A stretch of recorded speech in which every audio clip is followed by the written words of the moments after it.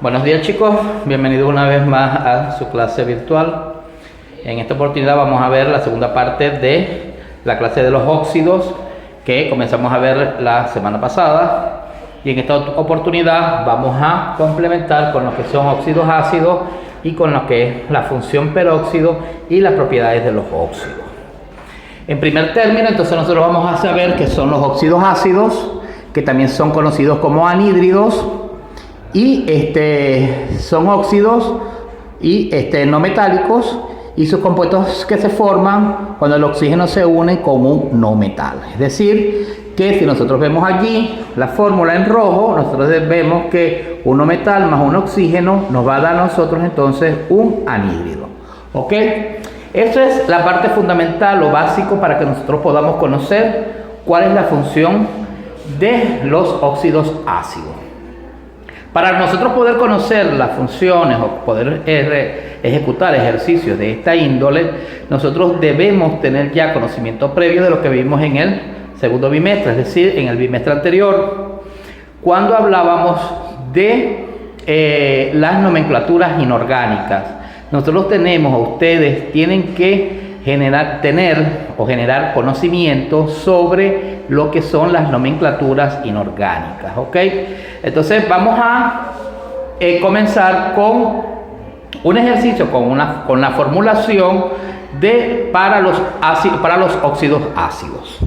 Cuando nosotros vemos la formulación, nosotros decimos que un no metal se une con con el oxígeno, y el oxígeno siempre va a ser, si recordamos los estados de oxidación, nosotros decimos que el oxígeno siempre va a ser -2 y el hidrógeno va a ser +1. Es decir, que los elementos que están al principio van a ser positivos y los que están al final van a ser negativos. ¿Ok?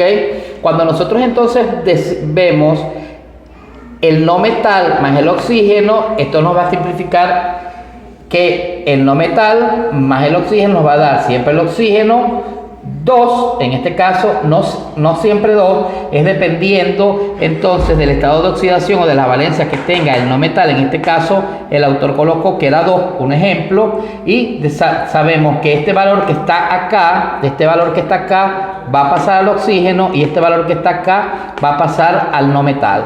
Y si los valores son iguales, nosotros simplemente lo colocamos igual, o nosotros podemos simplificar, que ya les voy a explicar cuando veamos el primer ejercicio o el primer ejemplo, que lo tienen ustedes también en su libro.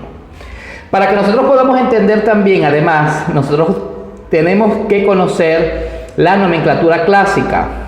La nomenclatura clásica es la que nos habla de los prefijos, es decir, si el elemento, el no metal, tiene valencia o estado de oxidación de 1 o 2, que esos estados de oxidación también lo tienen ustedes en su libro, en el bimestre pasado o en su cuaderno copiado, este sería hipo-oso. Si la valencia o el estado de oxidación es de 3 y 4, sería oso la terminación. Si es 5 y 6, sería ico, y si es 7 y 8, sería perico. ¿Ok? Entonces decimos que para la nomenclatura clásica primero colocamos el óxido, luego el nombre del metal y luego la terminación. Perfectamente esto lo podemos ver o observar en este cuadro que ustedes tienen allí en su libro. ¿Ok? Entonces nosotros tenemos la fórmula que es SO, y decimos que el oxígeno siempre va a ser -2, y tenemos que saber que los estados de oxidación para el azufre son +2, +4 y +6. Si nosotros tenemos conocimiento que tienen 3 estados de oxidación, entonces nosotros nos vamos para acá, para la nomenclatura clásica, para los elementos que tienen 3 estados de oxidación. Tiene 2, tiene +4 y tiene +6. Si tiene +2 es hipo-oso, si tiene 4 es oso, y si tiene 6 también es ico la terminación. Entonces, conociendo nosotros esto, nosotros podemos perfectamente realizar los estados de oxidación de cada uno de ellos. Para el azufre, el primer estado de oxidación sería +2, el segundo estado de oxidación del azufre sería +4 y el tercer estado de oxidación del azufre sería +6. Siempre el oxígeno va a tener la valencia de -2. Y en este caso, entonces nosotros lo que vamos a hacer es a utilizar las nomenclaturas inorgánicas que ya venimos trabajando desde el semestre anterior. Si vemos la fórmula y nosotros vamos a formular, nosotros decimos directamente, si paso este 2 para acá y este 2 para acá, entonces la fórmula me va a dar, simplifico, es decir, que si yo paso este valor para acá y este valor para acá, esto me va a dar 2 y esto me va a dar 2. Yo simplifico y como no colocamos 1, se supone queda allí implícito de que es 1 y 1 y la fórmula me queda así.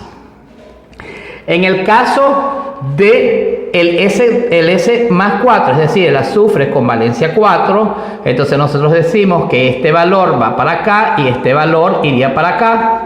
Entonces, como la mitad de 2 es 1 y la mitad de 4 es 2, entonces a mí me quedaría S1 o 2. Y lo mismo me pasaría con el tercer estado de oxidación del azufre, donde yo coloco el 6 aquí, el 2 acá, simplifico, este me va a quedar en 1 y este me va a quedar en 3. El 1 no lo coloco, ¿por qué? Porque se sobreentiende, queda implícito y colocaría entonces la valencia 3 en el oxígeno.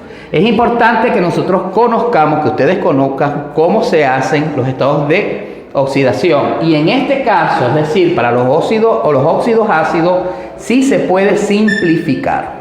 ¿Ok? Bien, cuando nosotros entonces vamos a la nomenclatura, llámese nomenclatura clásica, nomenclatura stock o la nomenclatura sistemática que es impuesta por la UPAC, ¿ok?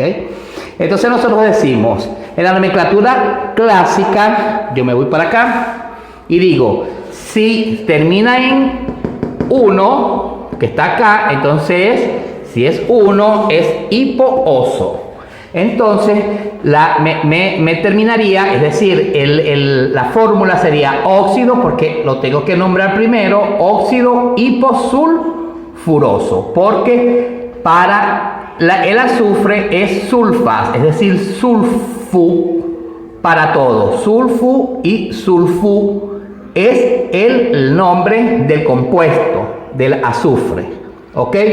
Entonces, si es en la nomenclatura stock, yo tengo que ver que se denomina óxido de azufre, porque en la nomenclatura stock se coloca el óxido de primero, el de como artículo y luego el nombre del elemento. Entonces en este caso sería óxido de azufre y estaría en el grupo 2, porque si yo me voy a la fórmula inicial, el azufre tiene, para este compuesto, tiene valencia 2. Entonces estaría en el grupo número 2 de la tabla periódica. Y para las normas UPAC o la nomenclatura sistemática, yo me voy para esta fórmula que está acá y veo que el oxígeno tiene 1, y como tiene 1, entonces sería monóxido de azufre. Así hago con el número 2 o con la fórmula 2. Tiene terminación, el oxígeno es 2, el azufre es 1. Entonces yo digo óxido sulfuroso. ¿Por qué óxido sulfuroso? Porque me dice que termina en 2.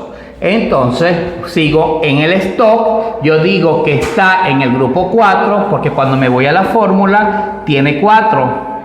¿Ok? En su valencia 4, entonces está en el grupo 4. Y según las normas UPAC sería entonces dióxido de azufre, porque tiene entonces 2 valencias en su oxígeno. Lo mismo pasaría con el otro compuesto, que es más 6, ¿ya?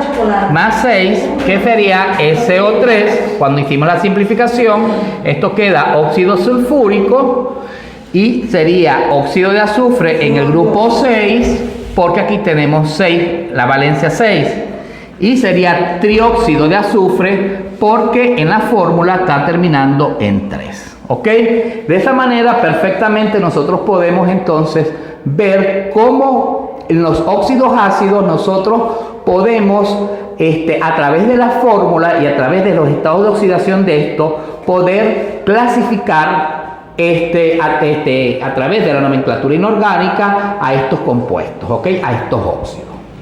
Cuando hablamos entonces de la función peróxido, nosotros estamos hablando de que es la unión de un metal más el oxígeno. Pero nosotros sabemos que el oxígeno tiene valencia 1. En este caso, en la función peróxido, vamos a trabajar con el oxígeno con las dos valencias, ¿ok? La valencia 1, la valencia 2. Es decir, que todo lo que se multiplique por 1 siempre nos va, como son dos valencias, nosotros multiplicamos doblemente el elemento o la valencia. En este caso, siempre tiene que aparecer el oxígeno, es decir, O2, ¿ok? Y esto no se simplifica. Y se nombra con la palabra peróxido seguido del metal. Un ejemplo de esto lo tenemos acá. ¿Ya? Lo tenemos acá. Entonces, el potasio. El potasio es K. Colocamos el oxígeno, O2, luego antes del oxígeno colocamos el elemento y entonces nosotros decimos, ¿cuánto es la valencia? Tenemos que saber el estado de oxidación del potasio. Entonces nosotros sabemos que el estado de oxidación del potasio es 1, pero la regla me dice a mí que la valencia del oxígeno tiene que ser igual a la del elemento. Entonces, en este caso, como K es 1, yo multiplico 2 por 1 me da 2 y me va a quedar K2, oxígeno 2. Siempre va a ser así, siempre va a ser 2. En el caso del calcio es un poco diferente, es algo diferente, porque el calcio tiene valencia 2 o estado de oxidación 2, porque por eso es que tenemos que conocer los estados de oxidación de los elementos. Tiene valencia 2. Cuando nosotros vamos a hacer la relación, nosotros decimos CaO2, colocamos el 2 acá siempre, pero como el calcio tiene valencia 2 y esto no se puede simplificar, entonces nosotros lo colocamos entre paréntesis como se hace en matemática. Y el 2 de la valencia del calcio lo colocamos fuera del paréntesis. Lo que hacemos es que simplificamos el 2 del calcio más el 2 de la valencia que pasa para acá y nos va a quedar entonces CaO2. Perfecto. Y con el litio nos va a dar lo mismo, porque colocamos entonces el litio, la valencia del litio, el estado de oxidación del litio es 1 y nos va a ser igual al primer procedimiento con el potasio. El litio es 1 y colocamos litio, oxígeno 2. Y sabemos que para el litio sería igual la misma valencia que para el oxígeno. Y esta sería la fórmula general. Esto en el caso que nos den los nombres. Cuando nos dan el nombre completo, cuando se nombra primero el peróxido, cuando nosotros nos dicen cómo es el peróxido de hidrógeno, que es lo que conocemos nosotros como agua oxigenada, entonces nosotros decimos el peróxido de hidrógeno es HO2. Y cuando hacemos la formulación, nosotros decimos HO2 y este 2 que está aquí pasa para acá. Perfecto, allí no hay ningún inconveniente porque se supone que aquí hay un 1, pero se multiplica 2 por 1 y nos va a dar el 2. Cuando se trata de peróxido de cobre y nos dice que está en el grupo 2, nosotros ya por deducción tenemos que saber que para el cobre, que tiene 2 estados de oxidación, pero si me dice que está en el grupo 2, es porque tiene dos valencias en su estado de oxidación, y hago lo mismo, entonces digo Cu, que es el cobre, 2, porque recuérdense que siempre tengo que igualar el cobre con el oxígeno, 2, el oxígeno sería 2, pero como no puedo simplificarlo, lo meto entre paréntesis, y como el Cu, es decir, el cobre tiene 2 estados de oxidación o 2 valencias, la coloco por fuera del paréntesis. Simplifico la fórmula y me va a quedar CuO2, ¿ok? De esta manera entonces nosotros podemos fácilmente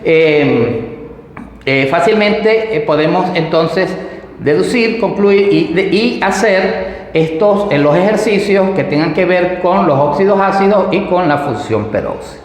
Las propiedades de los óxidos las pueden leer en su libro, allí están, y ustedes con leerlas tienen.